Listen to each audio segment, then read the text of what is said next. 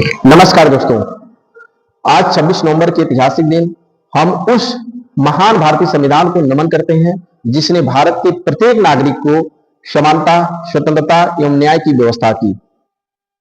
यह संविधान सिर्फ हमारा एक दस्तावेज नहीं बल्कि भारत का भविष्य है।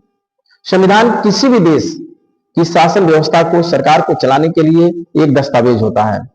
क्योंकि भारत का संविधान 26 नवंबर 1949 को बनकर तैयार हुआ और 26 जनवरी 1950 को पूर्णतः लागू हुआ।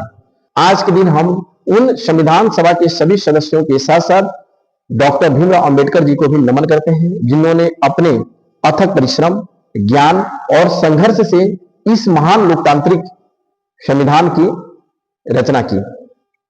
डॉक्टर भीमराव अंबेडकर ने कहा था कि यह संविधान सिर्फ एक दस्तावेज नहीं बल्कि भारत के भविष्य की आत्मा है। उन्होंने यह भी कहा था कि संविधान कितना भी अच्छा क्यों ना हो, लेकिन अगर उसको चलाने वाले अच्छा नहीं है तो संविधान खराब ही होगा।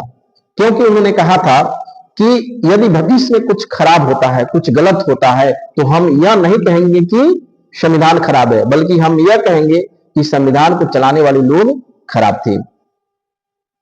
डॉक्टर साहब ने यह भी कहा था कि लोकतंत्र में किसी भी राजनीतिक व्यक्ति की भक्ति करना लोकतंत्र के लिए खतरा है। सिर्फ राजनीतिक लोकतंत्र तब तक सफल नहीं हो सकता जब तक सामाजिक लोकतंत्र मजबूत नहीं होगा। यानी जब तक जात पात, ऊंच नीच, भेदभाव ये सब समाप्त नहीं होंगे, तब तक हम राजनीतिक लोकतंत्र को पूर्ण रूप से मजबूत नहीं कर पाएंगे।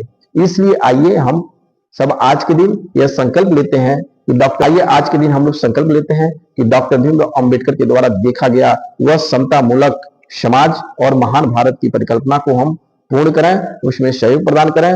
एक बार फिर आप सभी को फिर 26 नवंबर संविधान दिवस की ढेर सारी शुभकामनाएं एवं बधाई। धन्यवाद।